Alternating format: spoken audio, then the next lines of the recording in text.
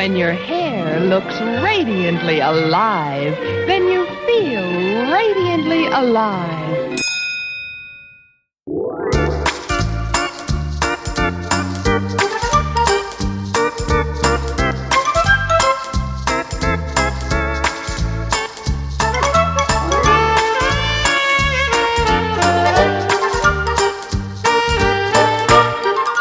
So I've been committed to the Army for about 3 years, a little over 3 years now. And I mean, it's really cool. We train 3 days a week, and then there's a class and a lab portion as well. So you get to learn like in the classroom and then execute in the field. A little bit less now that I'm a senior, but we've done a lot of boots on the ground, sort of like rough, tough training. You see a lot of times, especially around Halloween, like, oh, look at this dad, he's so cool. He dressed his daughter like Thorella, and it's like a Thor and Cinderella. I mean, you know, have you seen those things?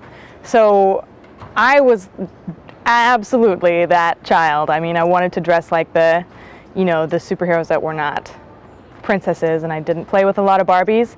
My parents at first kind of were like, whoa, why won't you ever wear the color pink? What is this? Why won't you do this? And so they kind of tried to steer me towards it for a while, and then they just realized that, you know, it's completely futile and that I was gonna wear whatever I was gonna wear. Like, oh, hardcore feminist, like, yes, power, it's all good, equality, love equality, and I want it. It's like, goddamn, if I get told to make another fucking sandwich, I'm gonna lose my mind. As a beauty editor and as a woman, I'm always interested in beauty products.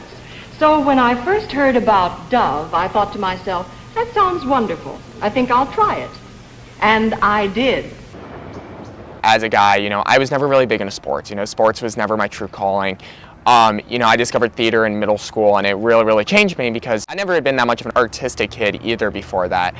And so discovering theater was, you know, really empowering to me because I found this medium that, you know, I could really channel my energy and creativity through. But with it comes the going against the stereotypes of, you know, not being the guy who, you know, wants to play soccer or football or, you know, things like that. I would say probably late middle school is when I really started noticing it, was that, you know, around that time, that's when, you know, you start going through this whole, oh, I want to start dating phase. You know, I'm all of a sudden interested in girls. I've hit puberty. And what I noticed was that girls really went for the guys who were stereotypical jocks or, you know, the very masculine men. And so though I had no uncertainties in myself and how I felt about myself, the gender stereotypes really came through because, you know, I wasn't fitting this norm or this mold of, you know, what defines a man.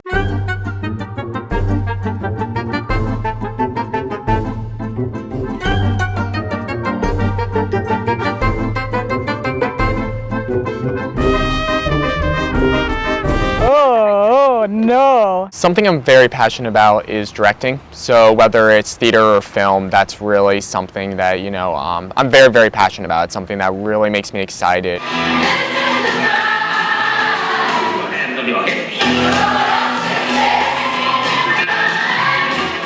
What made me want to do Rocky was to find some way to, some kind of outlet for my artistic desires, and everyone's just so laid back and just having a great time. And so that's what's you know, driven me to do Rocky for 3 years now, is just, you know, such a great sense of community, just so many amazing people, and just really getting to have fun and not worry about what people think about you.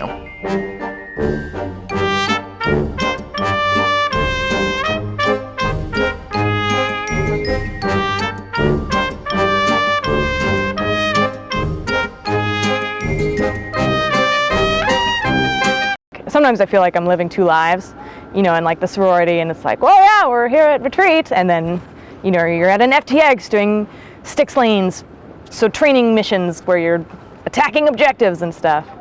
There are 5 test events, including the 40-yard low crawl. I honestly don't view it as that big of like a hit against my masculinity, because I think the really, you know, rock fishnets in a heel as a man, you know, especially, you know, men or women, is you got to be so sure of yourself. For a while, I felt kind of down in the dumps about doing theater because it was something I loved, but people were judging me because of it. And it's like, you shouldn't turn people away from what they love just because society thinks this certain way. Don't hold back from doing something just because, you know, you think that your gender prevents you from acting a certain way or participating in an activity or like going full out or being really passionate about something.